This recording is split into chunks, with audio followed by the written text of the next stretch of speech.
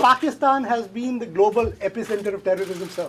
You spoke about it in Houston. How do you make sure that you clamp down on terrorism from Pakistan? Because that is posing threat to democracies like the US and India.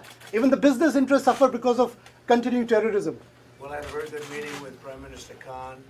It was a long meeting, and we discussed a lot. And I think he'd like to see something happen that would be very fruitful, very peaceful. And I think that will happen ultimately. I really believe that these two great gentlemen will get together and work something. I also, you mentioned Pakistan, but Iran would have to be at the top of the list, because if you look at terrorist states, that's been the #1 for a long time.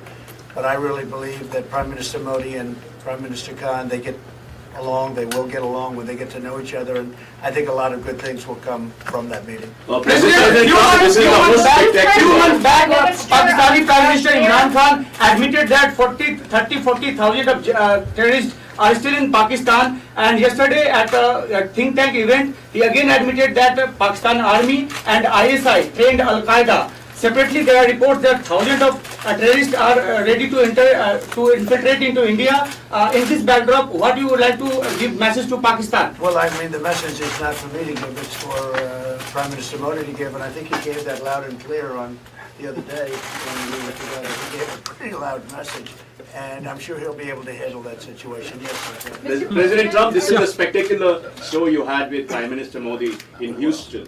What is the significance of this event for India-US relations and your personal chemistry with Prime Minister? Well, my personal chemistry is as good as it can get. I have great respect, I have great admiration, and I really like him.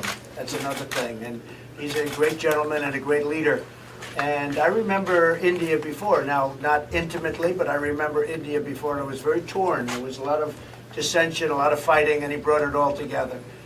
Like a father would bring it together. Maybe he's the father of India. We'll call him the father of India. I think that's not so bad. But he brought things together, and you don't hear that anymore.